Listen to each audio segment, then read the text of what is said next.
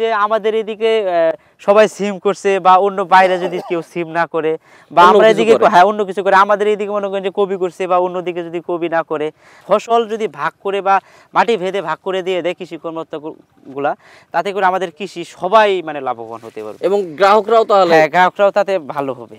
বাংলাদেশ সরকারকে আমার মনে হয় যে মানে একটা কঠোরভাবে একটা পরিকল্পনা করা দরকার যে আমাদের কৃষিটাকে কীভাবে আগায় নেওয়া যায়, নেক্সট জেনারেশন যেন এটার উপর থাকিলে কৃষি যে লেখাপড়া করে বা চাকরি করে তারাও যেন একটু হলেও থাকে কৃষির সাথে জড়িত। হ্যাঁ, আর আমাদের মেন হইলো যে বীজটা আমাদের জন্য মানে সরকার যেন বীজের ব্যবস্থা করে, কৃষি উপকরণগুলো, এই তিনটা জিনিস যেন মানে সরকার আমাদের দৃষ্টিতে রাখে কৃষকদের। সৌজন্যে সিনজেন্টা বাংলাদেশ। কৃষি এবং কৃষকদের নিয়ে এটি নিউজের আয়োজন কৃষি ও প্রযুক্তি অনুষ্ঠানের আরও একটি পর্বে সবাইকে স্বাগত জানাচ্ছি। এবার শীতকালীন সবজি চাষে কৃষকরা প্রথমেই যে বাধাটি পেয়েছেন সেটি হলো প্রতিকূল আবহাওয়া। অতিবৃষ্টির ফলে কৃষকরা লোকসানের মুখোমুখি হয়েছেন শুরুতেই। তারপরেও এই লোকসান পুষিয়ে উঠে কৃষকরা নতুন উদ্যমে শুরু করেছেন শীতকালীন চাষাবাদ। এবার তারা কেমন দাম পাচ্ছেন, কেমন যাবে এবার শীতকালীন সবজির বাজার, সেটি নিয়ে আজকের কৃষি ও প্রযুক্তি অনুষ্ঠানের আয়োজন। সঙ্গে আছি আমি ফেরদৌস রহমান।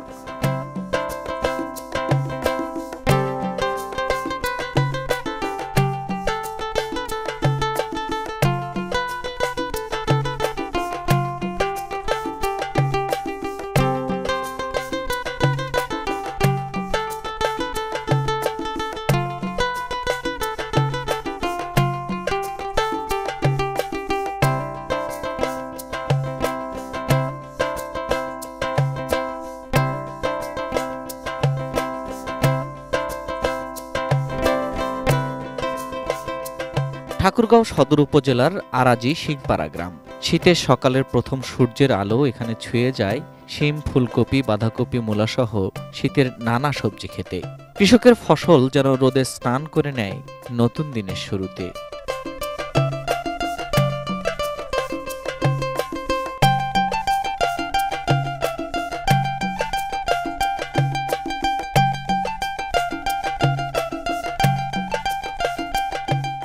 মৌসুমের এই সময়ে এই গ্রামের দূর দূরান্ত পর্যন্ত দেখা যায় শিমের মাচা। সবুজ পাতার ফাঁক গলে উকি দেয় শিমের রঙিন ফুল আর থোকায় থোকায় ছোট বড় শিম।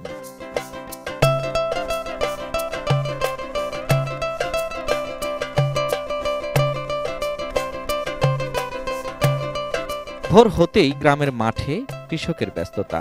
কেউ মাচা থেকে শিম তোলেন, কেউ বা ঝুড়ি বা বস্তায় সাজান তরতাজা সবজি।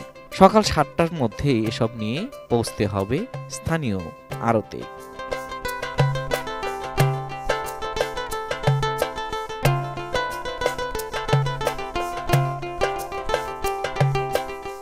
এবার মৌসুমের শুরু থেকেই ছিল প্রকৃতির মার। অক্টোবরের অস্বাভাবিক ভারী বর্ষণ ব্যাপক প্রভাব ফেলেছে উৎপাদনে, সঙ্গে যুক্ত হয়েছে রোগ পোকামাকড়ের আক্রমণ। ওষুধে এখন কাজ হয় কম, ফলে রোগ দমনের জন্য বারবার ওষুধ দিতে গিয়ে আরও খরচ বাড়ে কৃষকের।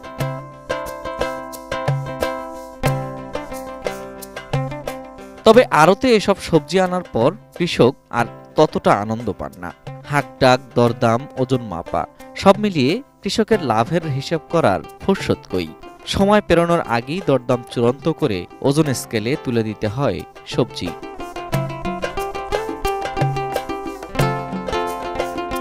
মৌসুমের শুরুতে তবু কিছুটা দাম ছিল। দিন যত গড়াচ্ছে সবজির মূল্য কমছে ততই। দাম না পাওয়া এই বাস্তবতায় কৃষকের পাওনা বলতে যা থাকে সেটুকুই সান্ত্বনা। অবস্থা কি যেটা যাচ্ছে ওইটাই। আচ্ছা, এই বেগুন তো ঢাকায় এখন 100 টাকা কেজি। হ্যাঁ, ঢাকায় 100 টাকা কেজি, এখানে তো ওইটা খাবে না, ওটা যাতায়াত খরচ আছে, ভাড়া আছে। যে বাজারে তো কৃষকের লস, মানে আজকে 55, 60, 50 করে বলতেছে, 60 এরকম চলছে আর কি বাজারে। ফুলকপি আজকে বিক্রি হলো, সকালবেলা বিক্রি করছে 30-35, পরে বিক্রি করছে 27 টাকা 28 টাকা। পাতাকপি বিক্রি করছে হলো বস্তা কাটা 28 টাকা, আর যেটা খোলা ওটা বিক্রি হচ্ছে 20 টাকা 18 টাকা। আড়ত থেকে এই সবজি দেশের বিভিন্ন প্রান্তে ছড়িয়ে পড়ে। ঢাকায় বা বড় শহরের বাজারে গিয়ে তা বিক্রি হয় 3 থেকে 4 গুণ দামে। একই সবজির এই দামের ব্যবধান ভাবিয়ে তোলে, কিন্তু কৃষকের ভাগ্যে জোটে না।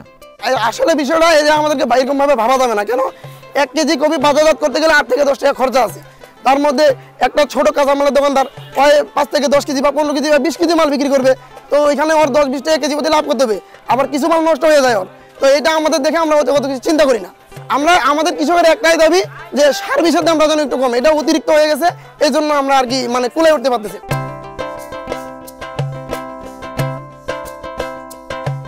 যারা এখানে ব্যাপারী হিসেবে কাজ করেন তাদের বক্তব্য হলো বাজারে সবজির সরবরাহ বাড়লে দাম পড়ে যায়। তাহলে ঢাকার বাজারে কেন প্রভাব নেই?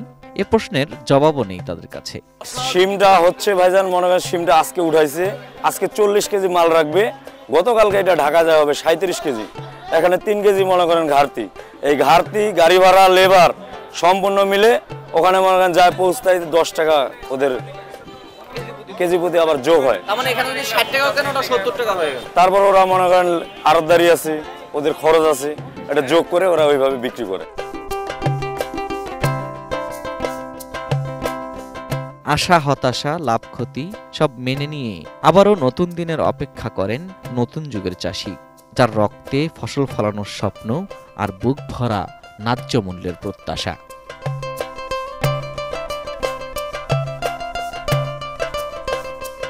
দর্শক, আমরা শীতকালীন সবজি নিয়ে কথা বলছিলাম। কৃষকরা কিন্তু শুরুতেই মার খেয়েছেন, তারপরও কৃষকরা নতুনভাবে ঘুরে দাঁড়ানোর চেষ্টা করছেন। সেরকম একজন কৃষক মোহাম্মদ সুরুজ আলী, তিনি ঠাকুরগাঁয়ের একজন কৃষক, তিনি আমাদের সঙ্গে আছেন, শিম চাষাবাদ করেছেন। আমরা তার সঙ্গে একটু কথা বলি।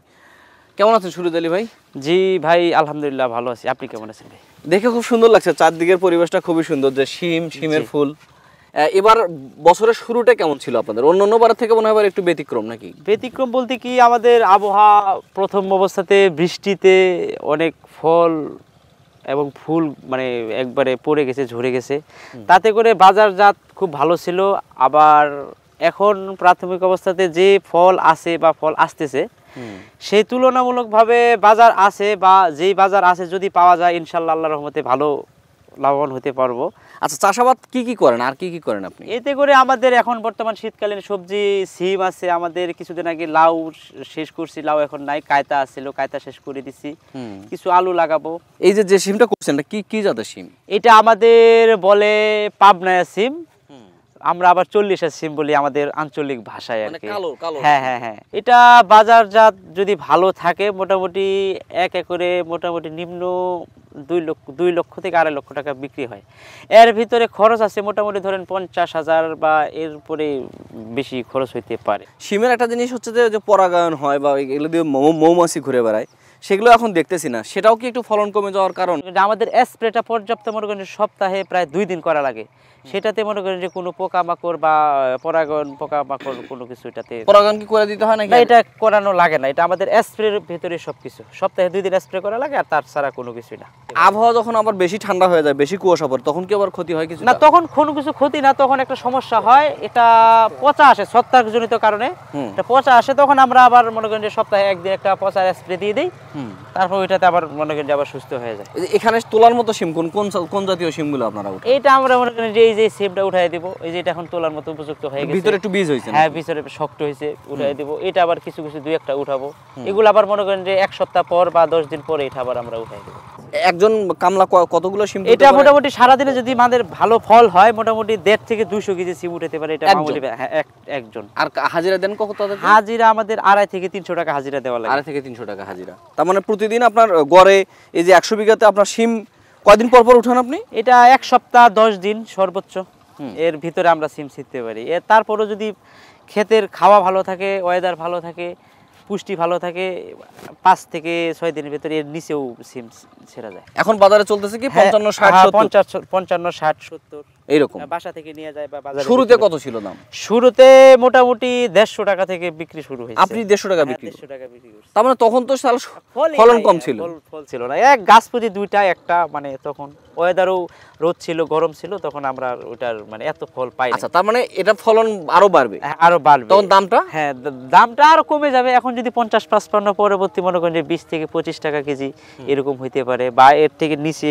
নামতে পারে। ঢাকায় বা অন্য জায়গায় যখন চলে যায়, আপনার জিনিস গিয়ে অন্যখানে এত দাম বেড়ে যায়, তখন সেটা কেমন লাগে আপনার কাছে? সেটা তো নিজের কাছে খারাপ লাগবে। আমরা যখন একটা মানে 1 কেজি সিম বিক্রি করি 20 টাকা দিয়া, ঢাকায় অনেক সময় লোককে ফোন দিয়ে ওরা সিম বলে খায় 100 টাকা কেজি, তখন আমার নিজেদের কাছে খারাপ লাগে যে আমরা এত কষ্ট করে আমরা এত দামে বিক্রি করতে পারি না, অথচ তারা মানে নিজে মানে কিনে নিয়ে 20 টাকা কেজি কিনে নিয়ে যাওয়া, আবার ওরা 100 টাকা কেজি বিক্রি করে, তখন খুব খারাপ লাগে। খারাপ লাগে, আমাদের উৎপাদিত জিনিস ওরা দামে বিক্রি করে, তাদের নিজে করে খারাপ লাগে আর কি, মধ্যস্বত্বভোগীরা। হ্যাঁ, আমরা তো আর পাই না টাকা। আচ্ছা, আপনি বিক্রি করেন কি সিস্টেমে? বাড়িতে এসে নিয়ে যায়? আমাদের বাড়িতে এসে থেকে নিয়ে যায়, অনেক সময় বাজারে নিয়ে যাওয়া লাগে, আবার বাড়িতে থেকেই বেশি নিয়ে যায়, কারণ বেশি বেশি সিম হয়তো, এত সিম আমাদের এই বাজারে নিয়ে যাওয়াটা সম্ভব না।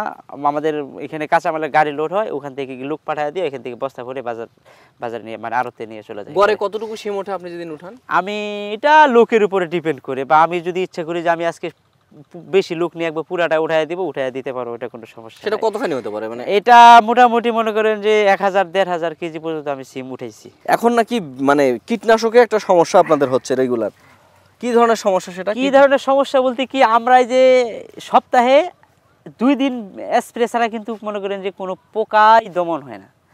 আগে আবার বীজ দিছি আমরা, সপ্তাহে 1 দিন স্প্রে করলেই মনে করেন যে পোকা একবারে উধাও হয়ে গেছে বা মরে গেছে।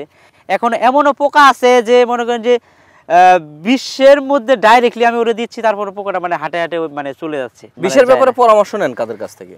এটা আমাদের কৃষি কর্মকর্তারা অনেক সময় আসে, অনেক সময় আসে না, বা নিজে যাওয়া লাগে যে এটা সমস্যা, আমাদের এটা কি করব। কৃষি বিভাগ থেকে আমাদের এদিকে কোনো সহযোগিতা পাই না বলতে চলে। তাহলে সব মিলিয়ে কেমন চলতেছে আপনার এই চাষাবাদ, বা কেমন আছেন, ভবিষ্যতে কি করতে চান, আরো কি রকম সবজি আবাদ করতে চান? কৃষি তো আমরা মনে করেন যে সিম, মরিচ, বেগুন, লাউ, কাঁটা এগুলা নিয়ে পড়ে আছি আল্লাহর রহমতে। এগুলোর মধ্যে আলহামদুলিল্লাহ ভালো আছে, কোনো সমস্যা নেই। মানে বাজার যদি ভালো থাকে, বাজার যদি ভালো থাকে আমরা ইনশাআল্লাহ ভালো থাকবো। আর আমার যেহেতু ফল বাড়তেছে, সব কৃষকেরই ফল বাড়বে, আর ফল বাড়া মানে আমাদের এখানে দামটা কমে যাওয়া, এটা মোটামুটি মনে করেন যে আমরা দাম তো আপনার হাতে নাই। হ্যাঁ, দাম তো আমাদের হাতে নাই, এটা ফলের উপরে ডিপেন্ড করবে। যদি ফল বাড়ে যায় দাম কমে যাবে, এটা একবারে মাস্ট বি। তার মানে এই জায়গায় কি ধরনের লাগবে, এই যে কোন সিস্টেমটা হলে ভালো হয় আপনার? কোন সিস্টেম বলতে কি, আমরা যদি ইচ্ছা করি যে আমাদের এদিকে সবাই সিম করছে, বা অন্য বাইরে যদি কেউ সিম না করে, বা আমরা এদিকে হ্যাঁ অন্য কিছু করে, আমাদের এদিকে মনে করেন যে কবি করছে, বা অন্যদিকে যদি কবি না করে, ফসল যদি ভাগ করে বা মাটি ভেদে ভাগ করে দিয়ে দেয় কৃষি কর্মকর্তাগুলা, তাতে করে আমাদের কৃষি সবাই মানে লাভবান হতে পারবে, এবং গ্রাহকরাও তাহলে, হ্যাঁ গ্রাহকরাও তাতে ভালো হবে।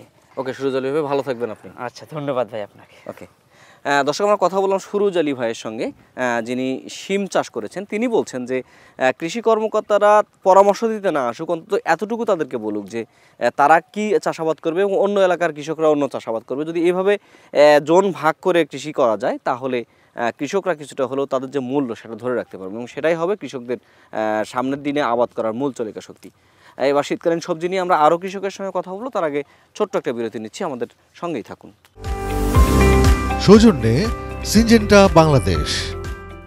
বিরতির পর আবারও সবাইকে স্বাগত জানাচ্ছি কৃষি ও প্রযুক্তি অনুষ্ঠানে। আমরা কথা বলছি শীতকালীন সবজির চাষ নিয়ে। আমাদের সঙ্গে রয়েছেন মানিকচন্দ্র বর্মন, আরাজি গুঞ্জরগড় গ্রামে। তিনি একজন শিক্ষিত কৃষক, তার সাথে একটু কথা বলি। কেমন আছেন দাদা?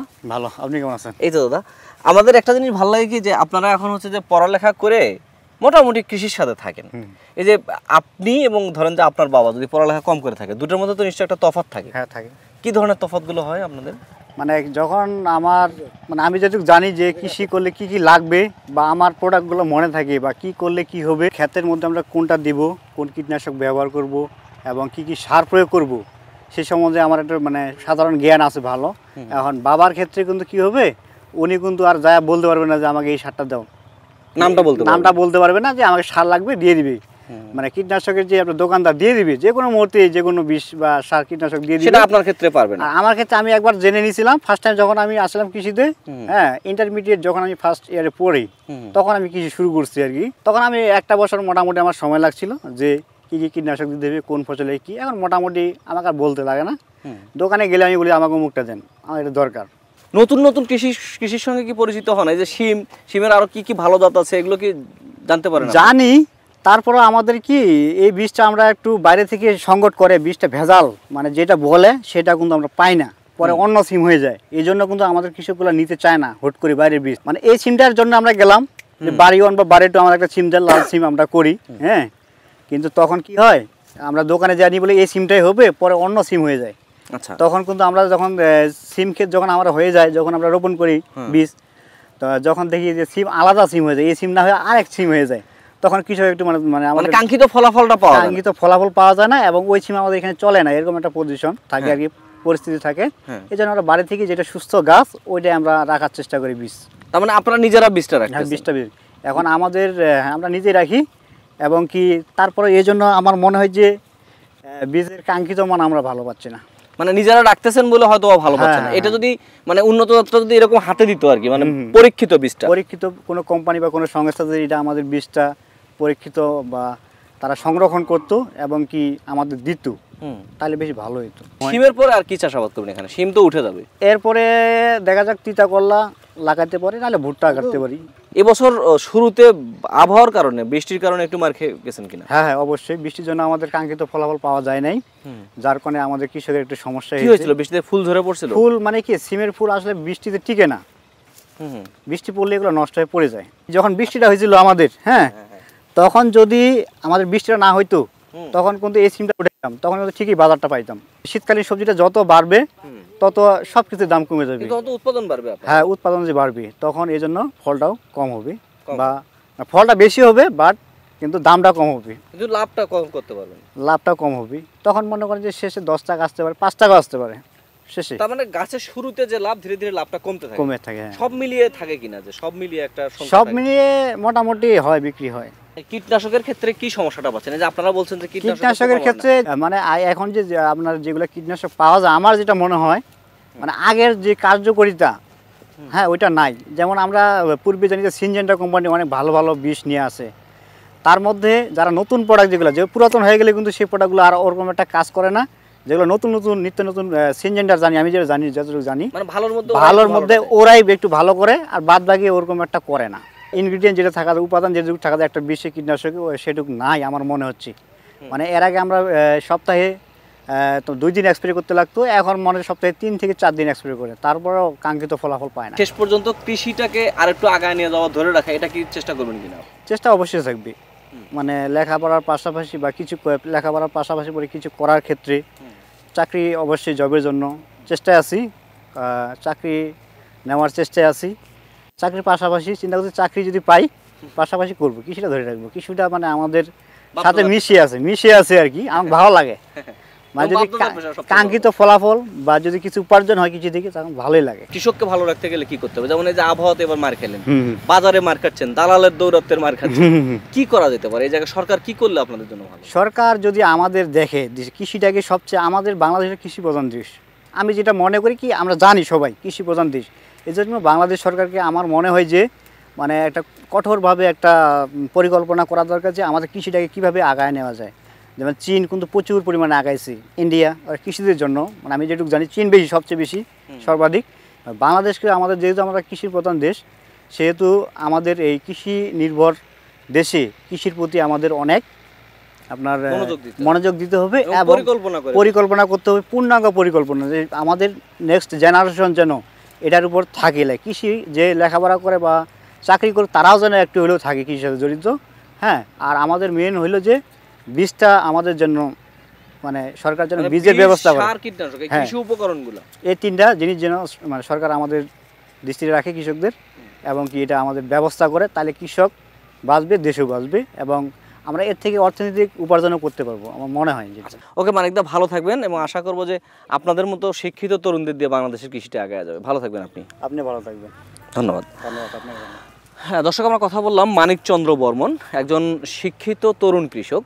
তিনি বলছেন যে তিনি কৃষির সাথে থাকতে চান, এবং তার মতো অনেকেই থাকতে চায়, যদি গতবারের মতো অথবা তার আগের বছরগুলোর মতো কৃষকরা যদি মান না খান, অর্থাৎ কোন কৃষক কী চাষাবাদ করবেন এবং কিভাবে তাদের চাষাবাদ করবে, এগুলো যদি পরিকল্পনা করে সরকার সাজিয়ে দেন, তাহলে এরকম শিক্ষিত তরুণরা বাংলাদেশকে এগিয়ে নেওয়ার ক্ষেত্রে কৃষিকেই তারা মূল পেশা হিসেবে বেছে নেবেন। এই তরুণদের প্রতি শুভকামনা জানিয়ে, এবং এবার যারা শীতকালীন সবজি চাষ করেছেন এত মার খাওয়ার পরও, তাদের সবার প্রতি শুভকামনা জানিয়ে আজকের কৃষি ও প্রযুক্তি অনুষ্ঠান এখানে শেষ করছি। সবাই ভালো থাকুন, সুস্থ থাকুন। দেখা হবে আগামী পর্বে অন্য কোনো কৃষির গল্প নিয়ে, অন্য কোনো জায়গায়।